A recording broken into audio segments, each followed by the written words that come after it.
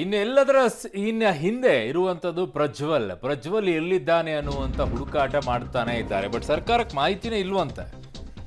ಪ್ರಜ್ವಲ್ ರೇವಣ್ಣ ಎಲ್ಲಿದ್ದಾನೆ ಅಂತ ಗೊತ್ತೇ ಇಲ್ಲ. ಪ್ರಜ್ವಲ್ ಜರ್ಮನಿಗೆ ಹೋಗಿದ್ದಷ್ಟೇ ಗೊತ್ತು. ಪ್ರಜ್ವಲ್ ಬರೋವರೆಗೆ ಕೂಡ ಹೆಚ್ಚಿನ ವಿಚಾರಣೆ ಕಷ್ಟ. 197 ದೇಶಗಳಲ್ಲಿ ಬ್ಲೂ ಕಾರ್ನರ್ ನೋಟಿಸ್ ಹೋಗಿದೆ. ಸಿಬಿಐ ತನಿಖೆ ಅಗತ್ಯ ಇಲ್ಲ ಅಂತ ಪರಮೇಶ್ವರ್ ಅವರು ಹೇಳಿದ್ದಾರೆ.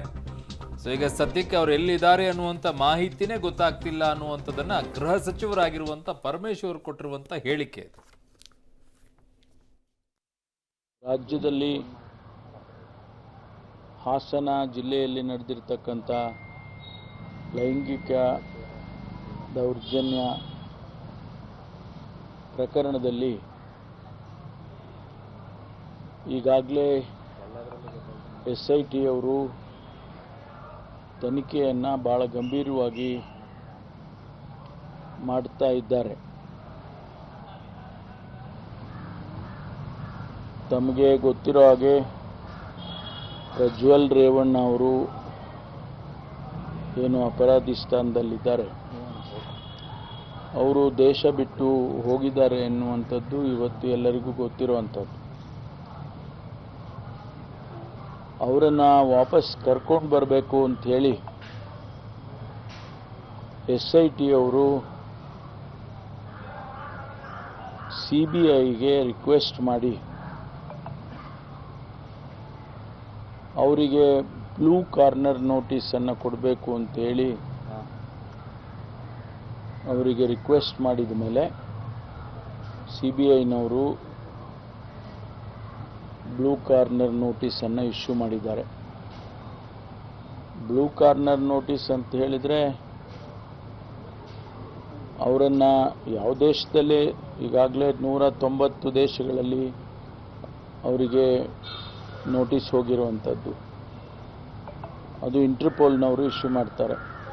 CBIನವರು ಅವರಿಗೆ ರಿಕ್ವೆಸ್ಟ್ ಮಾಡಿಕೊಂಡು ಫ್ರಾನ್ಸ್ನಲ್ಲಿರ್ತಕ್ಕಂಥ ಇಂಟರ್ಪೋಲ್ ಹೆಡ್ ಕ್ವಾರ್ಟರ್ಸ್ನಿಂದ ಇಶ್ಯೂ ಮಾಡ್ತಾರೆ.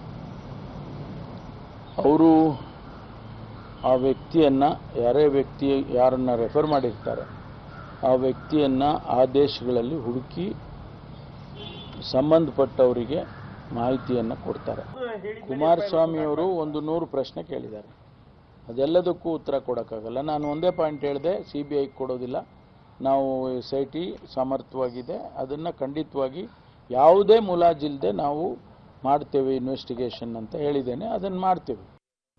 ಇನ್ನು ಈ ಬಗ್ಗೆ ಮತ್ತಷ್ಟು ಮಾಹಿತಿಯನ್ನು ಪಡ್ಕೊಳ್ಳೋಣ. ನಮ್ಮ ಪೊಲಿಟಿಕಲ್ ಬ್ಯೂರೋ ಹೆಡ್ ಆಗಿರುವಂಥ ರವೀಶ್ ನನ್ನೊಂದಿಗೆ ಸಂಪರ್ಕಕ್ಕೆ ಸಿಗ್ತಾ ಇದ್ದಾರೆ. ರವೀಶ್, ಯಾವುದೇ ಕಾರಣಕ್ಕೂ ಕೂಡ CBIಗೆ ಕೊಡಲ್ಲ ಅಂತ ಗೃಹ ಸಚಿವರು ಹೇಳ್ತಾ ಇದ್ದಾರೆ. ಬಟ್ ಹಲವು ಪ್ರಶ್ನೆಗಳು, ಹಲವು ಅನುಮಾನಗಳು ಈಗ ಎಡೆ ಮಾಡಿ ಕೊಡ್ತಾ ಇದ್ದಾರೆ. ಇದಕ್ಕೆ ಉತ್ತರವನ್ನು ನಾವು ಕೊಡೋದಿಲ್ಲ ಅಂತಲೂ ಹೇಳ್ತಾರೆ, CBIಗೂ ನಾವು ಕೊಡೋದಿಲ್ಲ ಅಂತಾರೆ. ಹಾಗಿದ್ರೆ ಈಗ ಅನುಮಾನ ಆಗಿ ಉಳಿಬೇಕಾ ಈಗ? ಅರುಣ್, ಖಂಡಿತವಾಗಿಯೂ ಕೂಡ ಸರ್ಕಾರ ಒಂದು ಕಡೆ SITಯನ್ನು ಸಮರ್ಥನೆ ಮಾಡ್ಕೊಳ್ಳುತ್ತೆ, ಇನ್ನೊಂದು ಕಡೆ ರಾಜಕೀಯವಾಗಿ ಬೇರೆ ಬೇರೆ ರೀತಿಯ ಟಕ್ಕರ್ಗಳನ್ನು ಕೊಡ್ತಾ ಇದ್ದಾರೆ. DCM ಆಗಿರ್ಬೋದು, CM ಆಗಿರ್ಬೋದು, ಪರಮೇಶ್ವರ್ ಆಗಿರ್ಬೋದು. ಈ ನಡುವೆ ಎಲ್ಲೋ ಒಂದು ಕಡೆ SITಯ ತನಿಖೆ ಮೇಲೆ ಇರ್ತಕ್ಕಂಥ ಸಂಶಯಗಳ ಬಗ್ಗೆ ಪ್ರಶ್ನೆ ಕೇಳಿದಂಥ ಸಂದರ್ಭದಲ್ಲಿ ಅದಕ್ಕೆ ಉತ್ತರ ಕೊಡೋದನ್ನೇ ಜಾರಿಕೊಳ್ತಾರೆ. ಯಾಕೆಂದರೆ ಇವತ್ತು ಸುದ್ದಿಗೋಷ್ಠಿ ಉದ್ದಕ್ಕೂ ಕೂಡ ಪರಮೇಶ್ವರ್ ಅವರು ತಮಗೆ ಬೇಕಾದಂಥ ಕೆಲ ಮಾಹಿತಿಗಳನ್ನು ಕೊಟ್ಟರೆ ಹೊರತು ಪ್ರಶ್ನೆಗಳಿಗೆ ಒಂದು ರೀತಿಯಲ್ಲಿ ಸ್ಪಷ್ಟವಾದ ಉತ್ತರವನ್ನು ಕೊಡೋದಕ್ಕೂ ಹೋಗಲಿಲ್ಲ. ಎಲ್ಲವನ್ನು ಕೂಡ SIT ಮೇಲೆ ಹಾಕಿದ್ರು.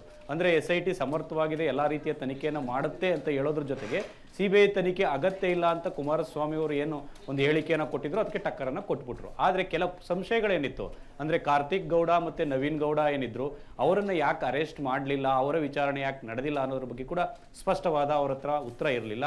ಅದು SIT ಅವ್ರು ನೋಡ್ಕೊಳ್ತಾ ಇದ್ದಾರೆ, SIT ಅವ್ರನ್ನ ಕೇಳಿ ಅನ್ನೋ ಮಾತುಗಳನ್ನು ಕೂಡ ಹೇಳ್ತಾ ಇದ್ರು. ಅದ್ರ ಜೊತೆಗೆ ಎಲ್ಲೋ ಒಂದು ಕಡೆ ಆ ಒಂದು ಪ್ರಜ್ವಲ್ ರೇವಣ್ಣ ವಿಚಾರವಾಗಿ ಕಿಡ್ನಾಪ್ ಕೇಸನ್ನು ಲಿಂಕ್ ಮಾಡಿ ರೇವಣ್ಣ ಅವರನ್ನು ಅರೆಸ್ಟ್ ಮಾಡ್ತೀರಾ, ಆದರೆ ಉಳಿದಿರ್ತಕ್ಕಂಥವ್ರನ್ನ ಪೆನ್ ಡ್ರೈವ್ ಹಂಚಿಕೆ ಮಾಡಿದಂತಕ್ಕಂಥವ್ರನ್ನ ಯಾಕೆ ಅರೆಸ್ಟ್ ಮಾಡಿಲ್ಲ ಅನ್ನೋದ್ರ ಬಗ್ಗೆ ಕೂಡ ಅದನ್ನು SIT ಅವರು ಕೇಳಬೇಕು, ಅದನ್ನು ಹೇಳೋದಕ್ಕೆ ಆಗೋದಿಲ್ಲ ಅನ್ನೋ ಮಾತುಗಳನ್ನು ಕೂಡ ಹೇಳಿದರು. ಹಾಗಾಗಿ ಈ ರೀತಿಯ ಸಂಶಯಗಳನ್ನು ಏನಿತ್ತು ಆ ಸಂಶಯಗಳಿಗೆ ಸ್ಪಷ್ಟವಾದ ಉತ್ತರವನ್ನು ಕೂಡ ಕೊಡ್ತಾ ಇಲ್ಲ. ಜೊತೆಗೆ ಪ್ರಜ್ವಲ್ ರೇವಣ್ಣ ಎಲ್ಲಿದ್ದಾರೆ ಅನ್ನೋದ್ರ ಬಗ್ಗೆ ಕೂಡ ಸ್ಪಷ್ಟವಾದ ಮಾಹಿತಿ ನಮಗೆ ಸಿಕ್ಕಿಲ್ಲ. ಜರ್ಮನಿಗೆ ಹೋಗಿದ್ರು ಅಷ್ಟೇ ಗೊತ್ತಿರ್ತಕ್ಕಂಥದ್ದು. ಆದರೆ ನಾವು ಕೊಟ್ಟಿರ್ತಕ್ಕಂಥ ಮನವಿಗೆ ಈಗಾಗಲೇ CBI ಕೂಡ ರೆಸ್ಪಾನ್ಸ್ ಮಾಡಿದೆ. ಬ್ಲೂ ಕಾರ್ನರ್ ನೋಟಿಸನ್ನು 197 ದೇಶಗಳು ಕೊಟ್ಟಿದೆ ಅನ್ನೋ ಮಾತುಗಳನ್ನಷ್ಟೇ ಹೇಳ್ತಾ ಇದ್ದಾರೆ. ಅದ್ರ ಬಗ್ಗೆ ಕೂಡ ಸ್ಪಷ್ಟವಾದ ಒಂದು ರೀತಿಯಲ್ಲಿ ಪ್ರತಿಕ್ರಿಯೆ ಇಲ್ಲ. ಅಂದರೆ ಬರಲಿಲ್ಲ ಅಂದರೆ ಏನು ಮಾಡ್ತೀವಿ, ಏನು ಮಾಡಬೇಕು ಅನ್ನೋದ್ರ ಬಗ್ಗೆ ಕೂಡ ಹಾಗಾಗಿ ಎಲ್ಲೋ ಒಂದು ಕಡೆ ರಾಜಕೀಯವಾಗಿರ್ತಕ್ಕಂಥ ಹೇಳಿಕೆಗಳಿಗೆ ಟಕ್ಕರನ್ನು ಒಂದು ಕಡೆ ಕೊಡ್ತಾರೆ, ಇನ್ನೊಂದು ಕಡೆ ತನಿಖಾ ಅಂಶಗಳನ್ನು ಕೂಡ ಬಹಿರಂಗಪಡಿಸ್ತಾ ಇನ್ನೂ ಕೂಡ ಆ ಸಂಶಯಗಳ ಮೇಲೆ ಸಂಶಯಗಳನ್ನು ಕೂಡ ಹಾಗೆ ಬಿಡುವಂಥ ಕೆಲಸ ಆಗ್ತಾ ಇರ್ತಕ್ಕಂಥದ್ದು. ಇದನ್ನ ಸರ್ಕಾರ ಮುಂದಿನ ದಿನಗಳಲ್ಲಿ ಹೇಗೆ ಹರಗಿಸ್ಕೊಳ್ಳುತ್ತೆ ಅಂತ ಕೂಡ ಕಾದು ನೋಡಬೇಕು ಅವರು.